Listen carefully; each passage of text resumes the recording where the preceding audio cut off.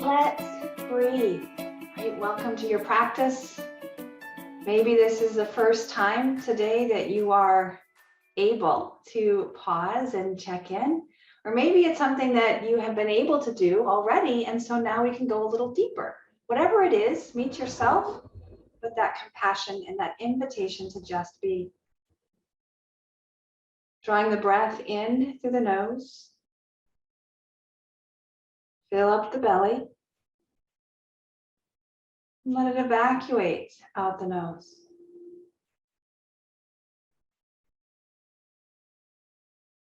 Each breath facilitating a deeper connection with now,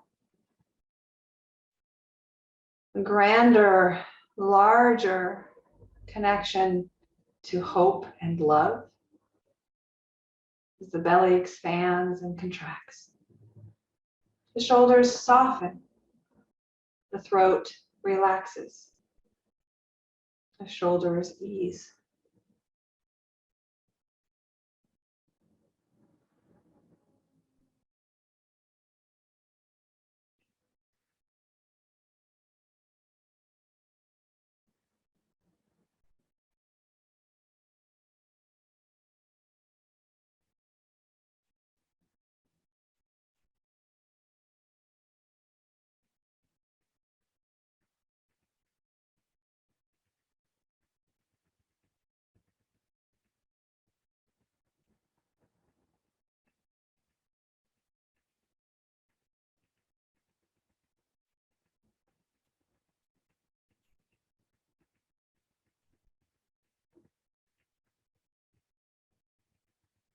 As the breath becomes more accessible,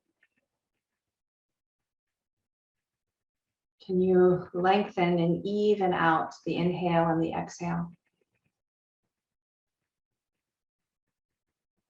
Sometimes the strategy of layering on a count can be helpful. It's a way of bringing something that isn't necessary in the experience of breathing in as a support. If that support is not needed and you can just be with what is here in the body, in the breath, then trust that relationship.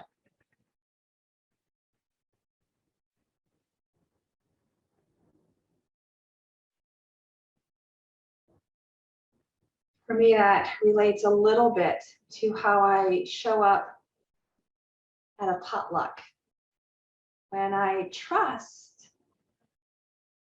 that there will be food there that I enjoy and that I can eat, I can give from an abundance and let it complement what else is there, bringing myself just as I am, even bearing the gift of a contribution to the meal. But when I'm less confident, maybe less familiar with who I'm gathering with or the kinds of food that will be offered, then my showing up and bringing with is a way to increase my sense of security and safety. The contribution is something that I know at least I can eat this.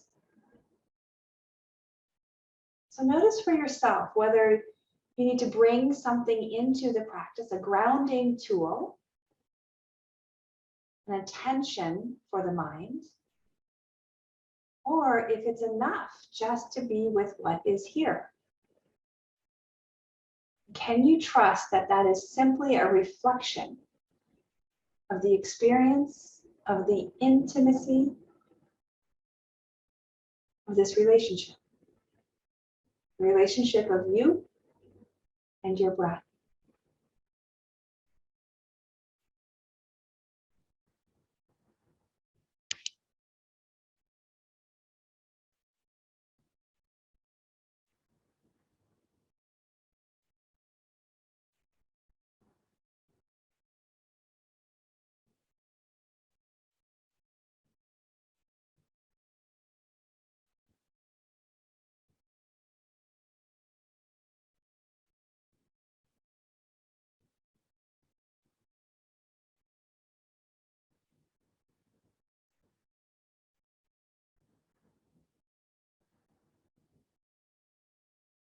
If you're feeling safe and steady, if you're feeling like you have the support that you need, can you bring a little extra effort?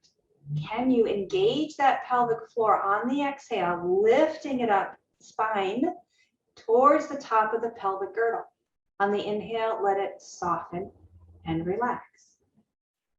Again, if you're struggling at all with being still in this practice, or even struggling to get air in and out through your nose, then stay with that gentle approach. It's only when we are in that calm, abiding place that we know that our needs are met and well cared for, that we then have the capacity to open to the challenge, to the edge of what is unfamiliar.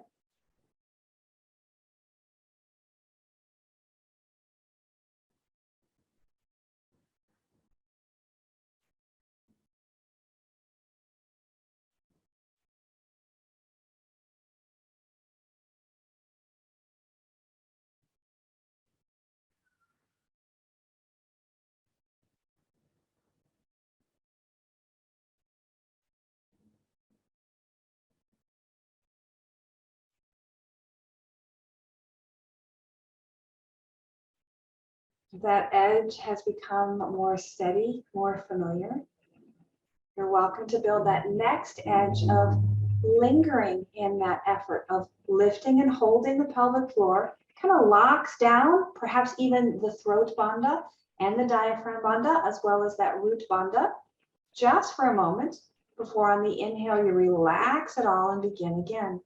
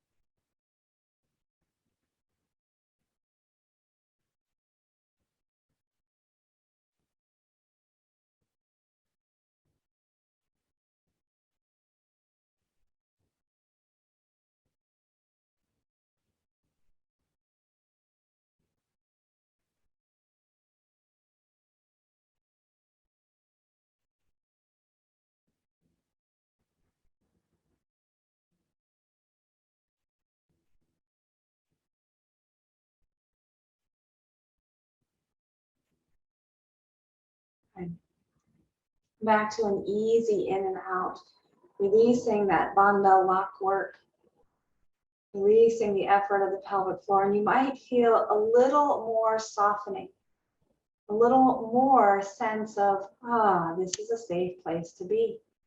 I am cared for here in this breath, in my body, in this moment.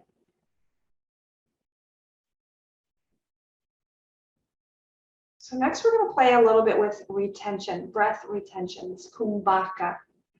Now, stick with me here for a moment as I share the analogy of this buffet concept, right? So when I come to a potluck and I'm really anxious, I'm not really paying attention to the food that's getting onto my plate, let alone the food that's getting into my belly, and I will invariably overeat and then feel uncomfortable yet again. On the flip side, sometimes my anxiety is so high that I can't eat at all, and I get home and I'm starving. So by playing with this fullness and the emptiness, we can kind of flex those strength muscles to help us notice when anxiety or even that protection sneaks in. So we're going to do just a single round of fullness. To me, that's more accessible. And then we'll do a full round of staying empty for a prolonged period. And that will bring us then to the end of our effort. We'll settle and cool our breath practice and close. So take a breath and let it out. When you're ready, take that breath in, feel the fullness, maybe sip in like a straw a little bit more, feel that expanded fullness. And can you welcome this as a safe place? Because It's a matter of choice to be here. What are you noticing? What are you feeling? What are you aware of? Is there pressure? Is there heat? Is there color? Is there texture? And even if you don't have a word to describe it, can you be with it?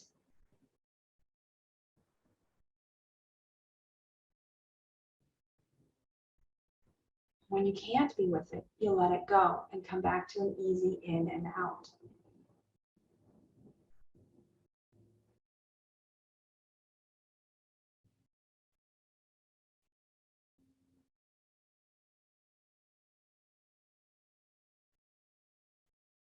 Now that the body perhaps feels a little more safe, a little more grounded and familiar, what is it that you learned, that you observed, that you were able to experience in that abundance? And notice for yourself. Perhaps you felt that bandha lock at the throat. Maybe you even heard that bandha release when you allowed the breath to move again. There's no right or wrong. It's just what capacity of your sensations were available in the moment of shifting the intention from the hold to the release. Let's move now to the opposite expression, the emptying. Now, for me, the emptying is even more triggering. It's harder to sustain that emptiness, and it is also tends to be a shorter time frame. So it's not a competition between the inhale hold and the exhale hold. It's just noticing what is. So take a cleansing breath. Let it out. When you're ready, take in a breath and let it all out. You might even fold forward, kind of like the opposite of that sip. Fold forward and kind of use the weight of your body to exhale any last bit of air. And then hold those bandhas. Rise to the crown of the head, really stack the spine and stay in that emptiness. Now you're not empty of oxygen. Oxygen has already infiltrated your blood and moving through your system. In fact, your lungs are designed to hold on to about a quarter or 25% of your occupancy, your capacity for breath. So there's oxygen here. Don't let that pressure fool you into thinking that you are unsafe. You're just tickling the edge of what's familiar. And when you cannot be with this sensation, let it go and come back to your easeful breath. Let the effort breath transition kindly, compassionately, back to the easing in and out.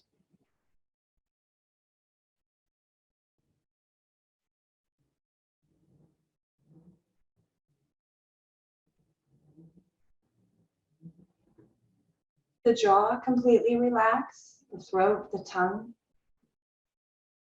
Is there an ease in the chest, the shoulders, the ribs, the belly? And sometimes after that effort,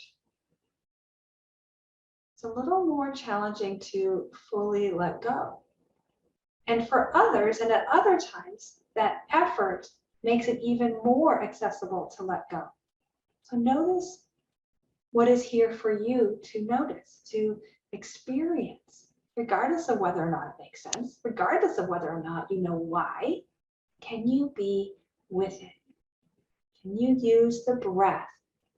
Can you use whatever tools you bring to this practice of counting, the feeling, the assessment, to help you be even more connected, body, mind, and breath?